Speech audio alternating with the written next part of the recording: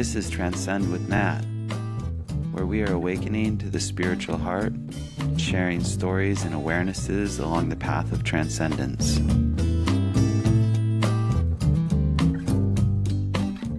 Hi, and welcome to Transcend with Nat. This is Nat. I am your host with the most from coast to coast, which reminds me, coast to coast, that reminds me of this radio show that was on for a really long time in the States called Coast to Coast with Art Bell. That's who it was. And he would come on and it would be late at night, like really late nights.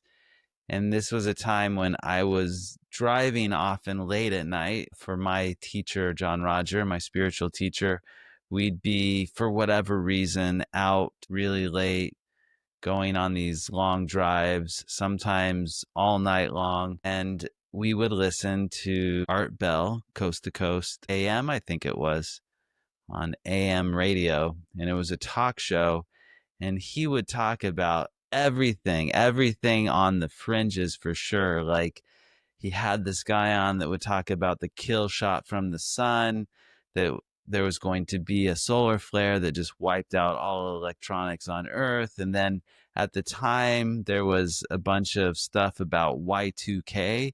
For those of you old enough, you may remember Y2K, which was when it was going to be another end of the world thing, actually, where, or at least the end of civilization, where all the computers were not going to be able to go from the 1900s to the 2000s.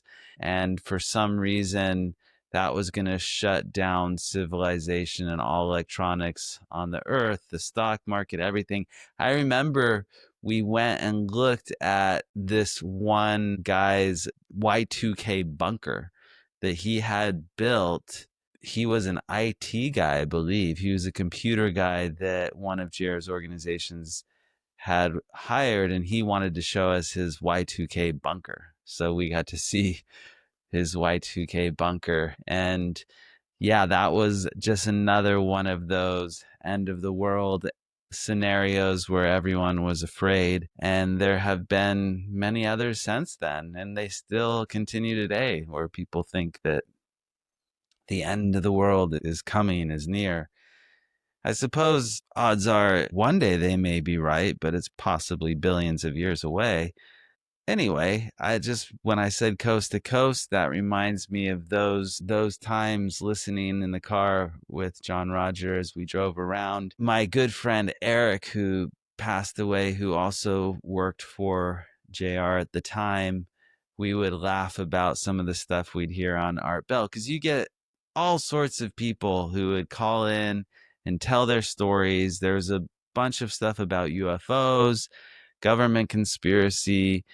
There's all sorts of things going on at the time that would make it to the Art Bell talk show. I remember one guy called in, and this was always one of those private jokes between me and Eric and a couple others on John Rogers' staff. This guy called the show and was talking about how his dog had attacked him. And Art Bell, in his fashion, said, "Well, you've heard it here first. Dogs are attacking their owners as we speak." And that became the big joke, because there's always something that was really out there that was going on the Art Bell show, or someone was calling in. And it was always the people who were up all night. And I guess we were some of those crazies. I never called in, but we listened. It was an interesting show. So on to what we're going to be talking about today in Transcend with Nat podcast. I'm going to be using my book, my latest book, Transcending the Practice of Spiritual Living, Volume 2. And that's available on Amazon by me, Nathaniel Sherritt. And in this book, chapter 12 is finding what's important. One of the things, it's funny, the two people I brought up have passed away, Eric and JR. And one of the things that can really bring clarity to our lives is death, is the death of those that we care about. that are important to us. And as we know death and come to deal and process and grieve and go through that grieving process around those deaths that we have known. And that also can include not just people who pass away, although that is the most, my experience, profound or pronounced version of bringing the greater clarity to what's important in your life. But that can also mean the loss of other things that are important, jobs and relationships. Why does it bring us such clarity?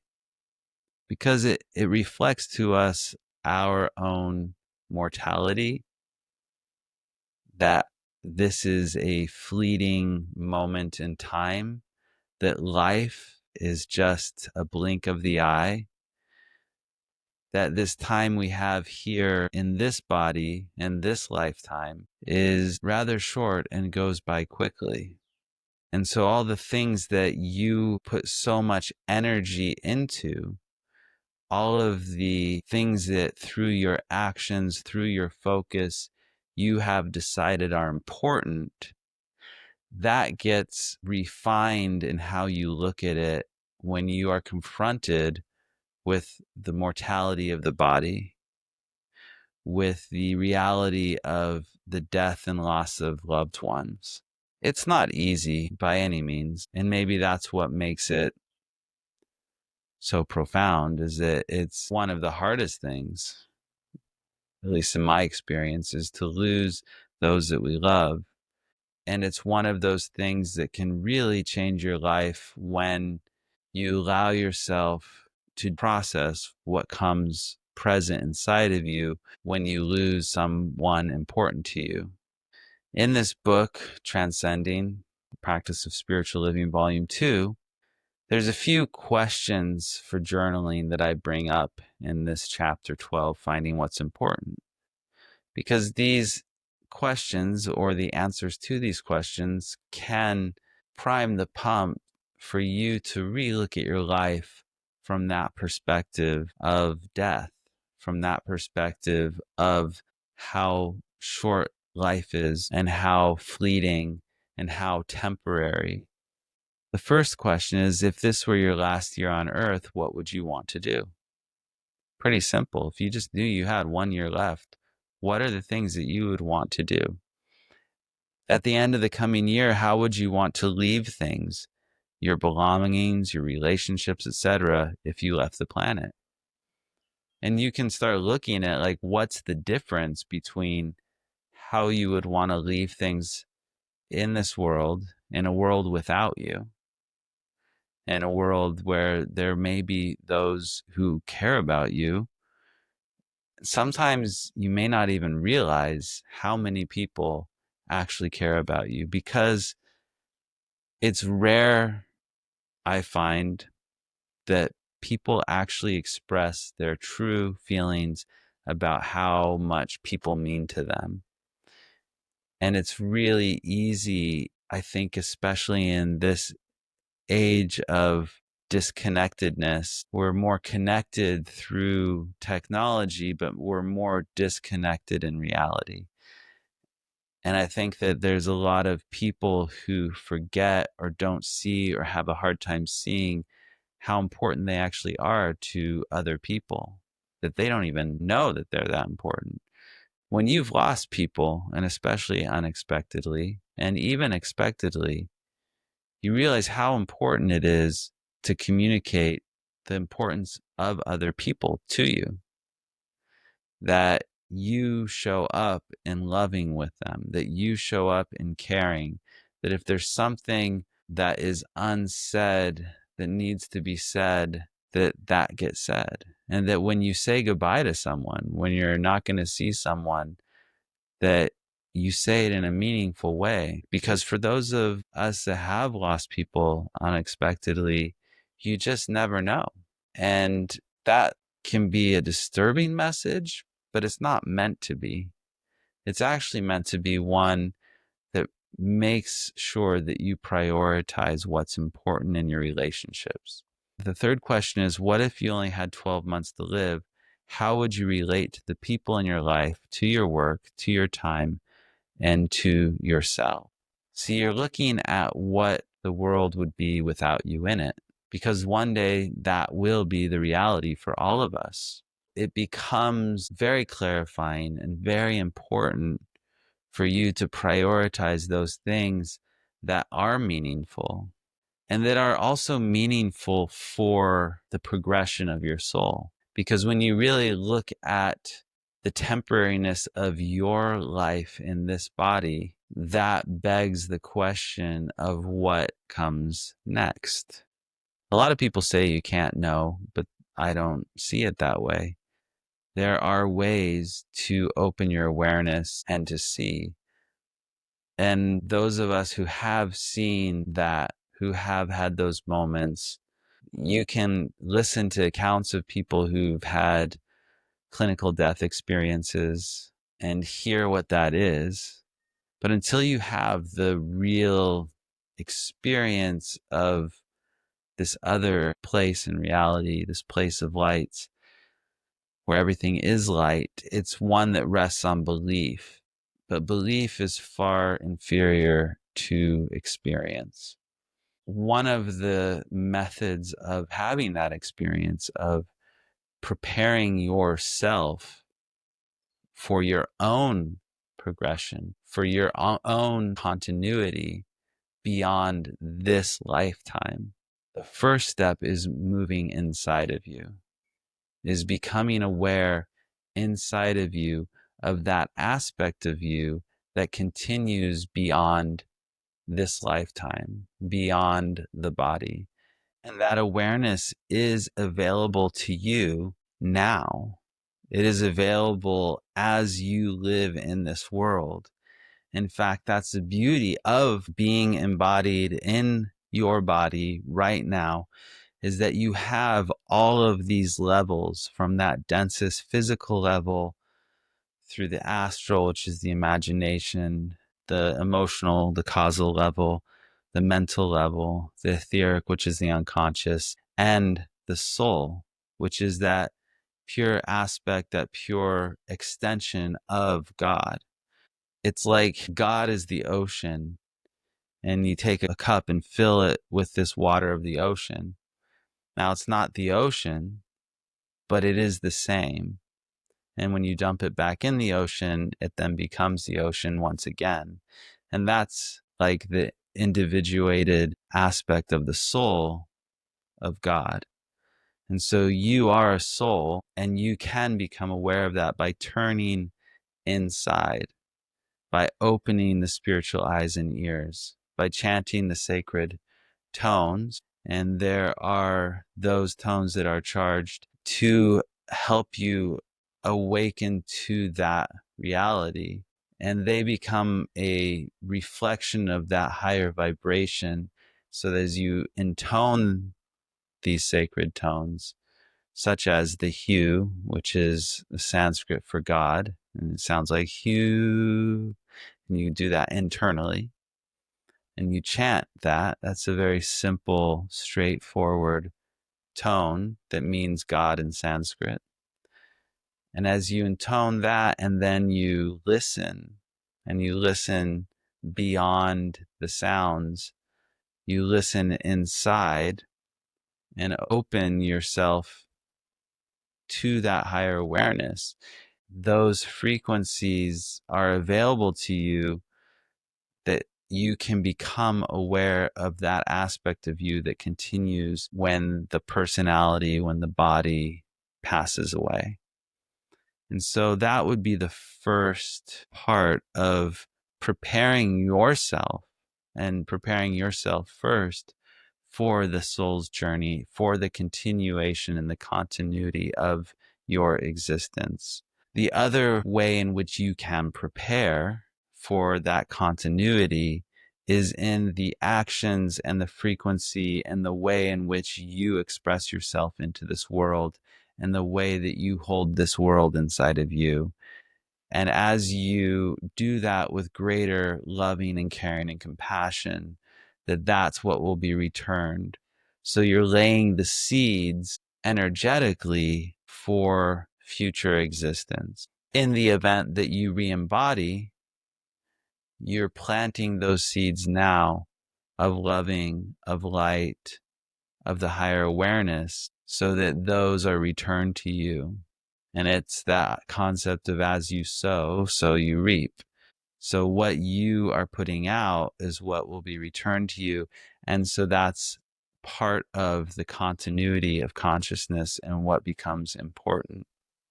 And so you're viewing this death of the body, of the personality, and of the conscious part of you on this level as an awakening to the aspect of you that continues beyond all of this. And you're moving yourself to become more aware of that, and you're living your life in a way that what is returned to you in the future is of the highest nature that you can bring forward at this time. And the beauty of responding to all things with love is that it's another way to complete the things that you have created in the past. And as you move in love and in loving and as the beloved, as you come from that place and you become that which you already truly are, and you relate to all things with that loving, that caring and compassion, those things which are incomplete, those things which you have created are completed, and the new patterns that are being instituted in alignment and cooperation with that which is God's creation, which is God's intention, and your intention becomes one with God as you move in this way and do these things. And so as you look at those original questions that I mentioned before about reflecting on what this world would be without you, what would be important to you if you only had another year left, and also what are those deaths you've experienced in your life have clarified for you, and to reestablish that connection with the importance of those things. Because sometimes as time goes by and we haven't had those losses, you can get back into this circular thinking, this chasing after your tail, going for things that aren't truly in line with what's truly important to you. And that as you take the time to reflect on these deeper things, then you can get back in touch with the core of what's important to you in your life. So that's the message I wanted to share with you today, which is inspired by my book, which I'd love for you to buy, to support. And I think you could get great value out of it. I've gotten some really amazing feedback. It's beautiful when someone really gets it, when they tap into the energy and they get where this is coming from, and that it moves them and it moves their life. So Transcending the Practice of Spiritual Living Volume 2, that's available on Amazon.com. You can also get my newsletter if you haven't already at transcend.online. That's my website. I'm doing these Tuesday night light gatherings online. I'd love you to join, where you can have an opportunity to retouch with those things that are important and to let go into the light of those things which are not, as well as putting in the light those things which are important to you, especially those people you love and the situations you may be dealing with.